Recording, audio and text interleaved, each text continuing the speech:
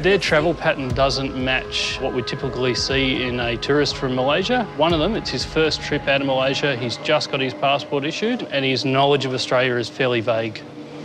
They claim to be best mates, but they don't know anything about each other, and that makes officers suspect they may be hiding something. I did invite my wife home. You invited his wife as well? What about the child? So she said she's pregnant, cannot come. She said enjoy with me. What about the child? Did you invite the child too? Doesn't he have a child as well? Child plus... Pregnant. But he has a baby. You have a child. How old is your baby? How old is your baby? 2 years old. Okay. So you know a lot about him, don't you? Me, high school man. Give me your bag. A full baggage search will be carried out as further questioning casts even more doubt on their story. They're claiming they've known each other since grade 1, but one's unable to tell us the other one's wife's name.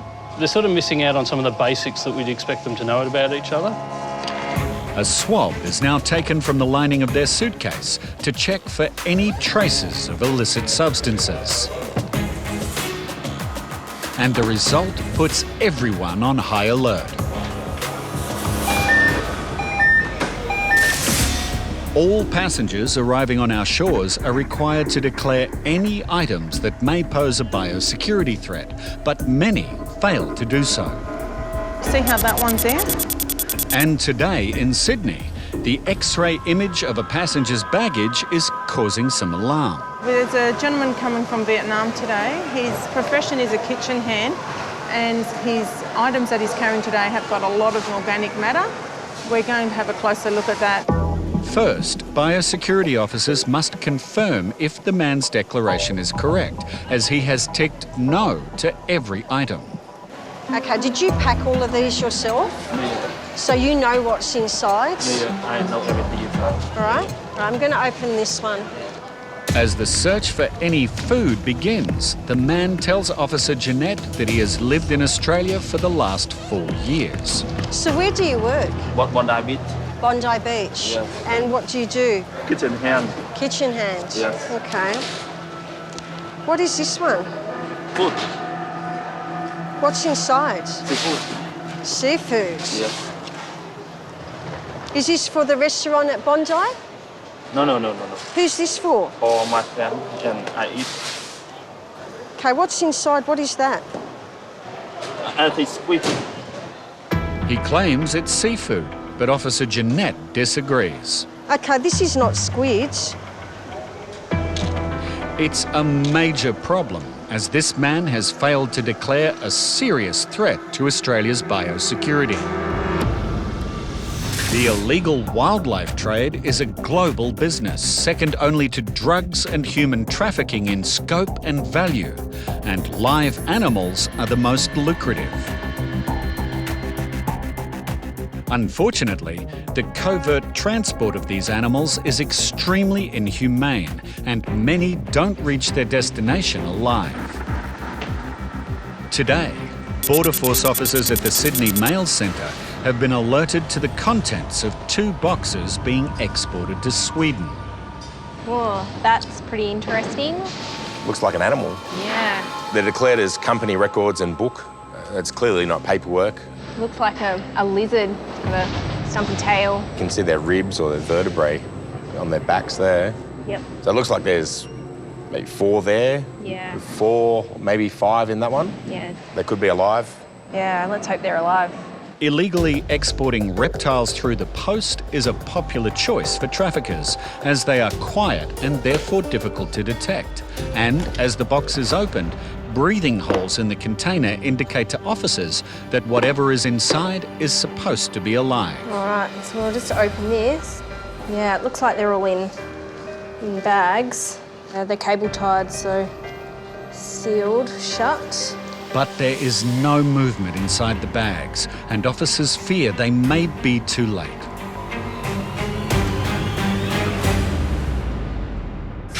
We'll just open this. Careful. At the Sydney Mail Centre, Border Force officers have intercepted 2 boxes being exported to Sweden. They are labelled as paperwork, but an X-ray revealed they actually contain what appears to be lizards. Yeah, they're cable tied, so sealed shut. There is no movement from the bags, and officers suspect they may not have survived their cramped conditions. But finally, there are signs of life. Oh, There's a couple moving around here, yeah. so Well, that's good. They're least we still know they're alive. Yeah, definitely. Great. be careful he doesn't bite you on the way out. Shingleback.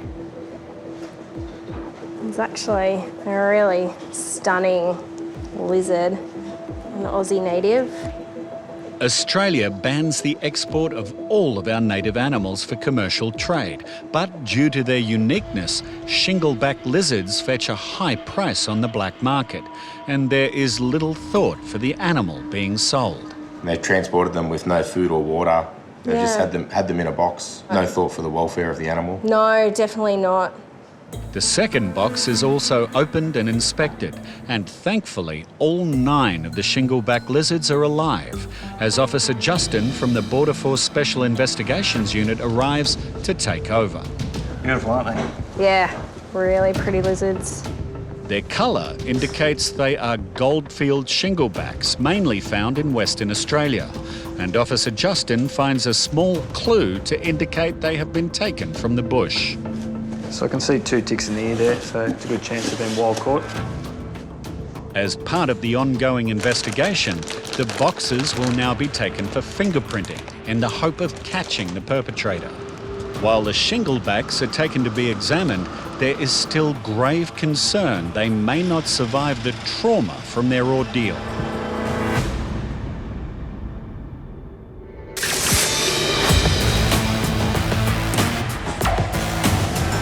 This Bondi Beach kitchen hand is returning home from a trip to Vietnam with bags full of undeclared organic material, and biosecurity officers have discovered restricted banana leaves with something inside that the passenger claims is squid. Okay. Then. Okay, this is not squid. This smells like pork. It smells like pork. The food item appears to be home-cooked and could harbour serious pests and diseases. But this find is not the last of it. It's fresh fruit. Is this fresh and frozen? It's cooked. It's already cooked? Yeah, already cooked. Okay, let's look at the food in it. Hey, what have we got in here? Seafood. Seafood. Yeah. Another box is full of packages labelled clearly as seafood, but when inspected, they contain yet another high-risk item. It's clearly shredded chicken. Chicken has the potential of bringing disease. It's just not a risk to take. This is the man's 3rd trip to Vietnam in the last 4 years, so there is no excuse for not declaring the huge amount of restricted food he is carrying. He's going to be in a bit of hot water today, this kitchen hand. And as the food piles up, Officer Jeanette has another concern. I do suspect that food may be bound for a restaurant in Bondi.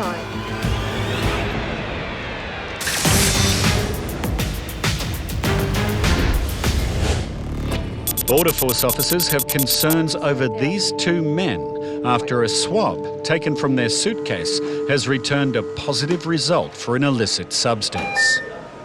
Ephedrine is used to manufacture methamphetamine. We're getting quite a lot of it coming out of Malaysia at the moment, so that's a huge risk indicator for us. The suitcase is taken to be x-rayed, and Officer Val has some further questions for the passengers. Do you take drugs? You? No, I don't take. Huh? I don't take. You don't take, never taken drugs before? Your suitcase say drugs. I didn't put drugs. You didn't put drugs, but you've used drugs. I used drugs. No drugs. After close examination, officers are now satisfied there are no concealments in the suitcase. But as a second swab test returns another positive result for ephedrine, their investigation is not over. I'm not convinced of their story, and we're getting high iron scan readings, so I believe they've been in contact with a drug at some point. Officers continue to question the 2 men, and they are surprised when one of them says he barely ate on the flight from Kuala Lumpur. So for 11 hours you eat nothing. Just the coffee. And bread. One bread roll. That's a long time to not eat. Avoiding meals on a long flight can be an indication that a passenger is concealing a substance internally. What did you eat on the plane on the way here? Big meal? Yeah, big meal. Big meal? No. He not hungry? He have eat big meal just now. So someone is lying. Despite claiming he has barely eaten for 12 hours, Officer Val notices that the man appears to have indigestion. He keeps burping, this guy. You swallow something? Swallow? Swallow? In your tummy? No. You didn't swallow drugs? No. You need to tell the truth. Yeah, I know. Okay. We've noticed with the passenger that's more nervous that he is burping quite a lot. That for us is a risk indicator in terms of possibly concealing narcotics internally. Biosecurity officers have located a huge amount of home-cooked, high-risk food in the luggage of this kitchen hand returning from Vietnam. We're going to call this the unidentified meat product today. It has a strong smell of poultry of some description, so we're going to be seizing that today. The fruit, it doesn't meet the requirements to come into the country. And also we have got some seafood packaging, but the passenger definitely identified it as chicken. Again, labelled as seafood. Passenger has clearly told us it's beef, has a very strong smell of beef as well. This looks like a shopping list. Could go straight out to where he works. It's hard to say. It could be for personal consumption. Either way, it's not permitted to come in under biosecurity risk. But it's not just his home-cooked food that will be confiscated. There are bought items such as this Chinese mooncake. When we open that up, we can see that it actually has pork meat inside. Now, pork meat can be a carrier of a host of exotic disease, including foot and mouth and bovine disease. So something as simple as that could actually devastate our pork industry. The large amount of food will be weighed. It's almost bordering 16 kilos. And this passenger will not be getting off lightly. You will have a fine of $360 today. Do you understand? The fine is issued, but as he is a regular traveller, Officer Jeanette wants some answers. Why did you say no on your cards? Why did you say no? If you don't answer my question, you are liable for an additional penalty of $360. Why did you say no on that card?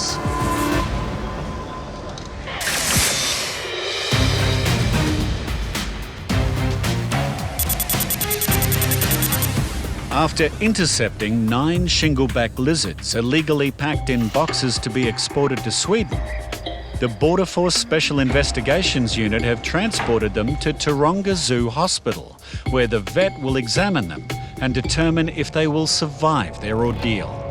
Most of them are in fairly poor body condition. Their tail is very, very narrow and they usually store a lot of fat in their tail. So far all of them have been thin. One was particularly thin. Every time we receive these confiscated animals, it's gut-wrenching. But I think probably the saddest and most tragic part of the illegal wildlife trade is the cruelty and the impact on the welfare of these animals. These animals might not have had access to food or water for days or even a couple of weeks. Removing animals from their natural habitat for commercial gain is not only cruel, it can have far-reaching consequences. And certainly when we start seeing our animals from Australia being collected illegally from the wild and exported overseas, it's a significant threat to the survival of many of these species.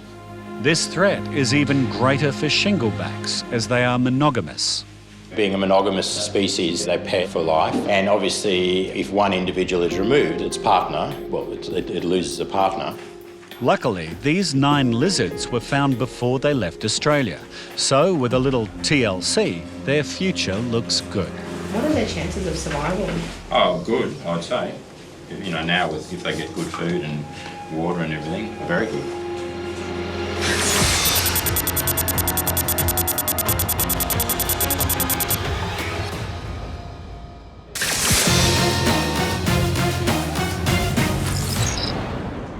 Following 2 positive swab results for ephedrine, officers need to be sure that these 2 men are not trying to smuggle any illicit substances into the country.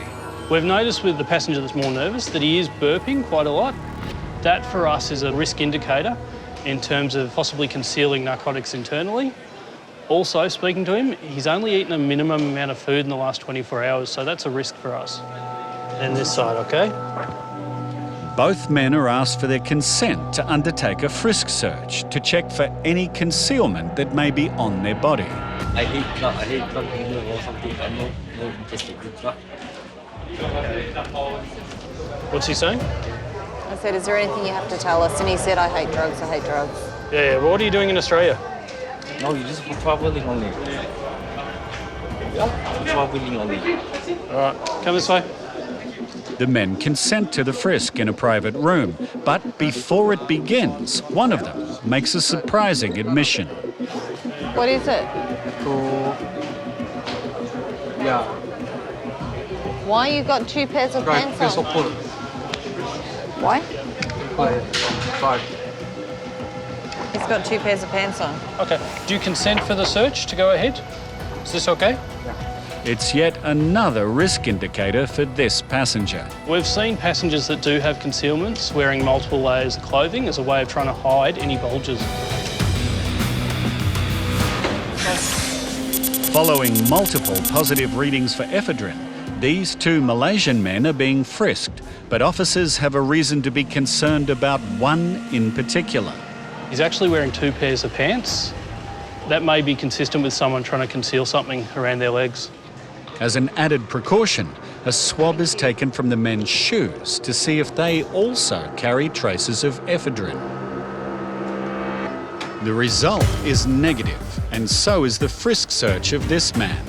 His travelling companion was found to be wearing jeans under his pants, but there were no concealments. The frisk has come back negative. I'm confident there's nothing on their body, but I still have concerns. So the next stage, we're going to go to a body scan, which is a non-medical X-ray, to see if there's anything inside their body.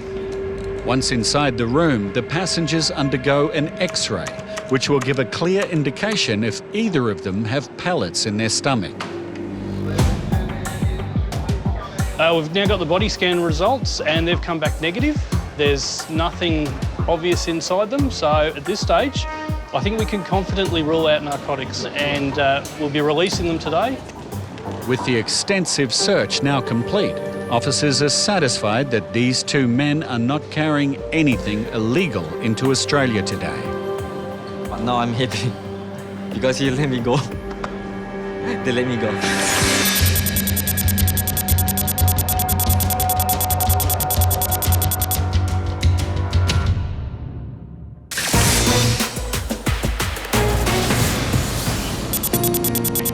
This Bondi Beach kitchen hand is in hot water. He has already received a $360 penalty for failing to declare almost 16 kilograms of restricted food. But his fine may be about to double. If he doesn't answer questions in regards to biosecurity matters, he can be fined a further $360. Why did you say no? I think that all cooked already. It's because you think it was all cooked and it was allowed? Not fresh. Okay, sir, I have to advise you that that's not what we ask you. We ask you if you are carrying those particular items, okay?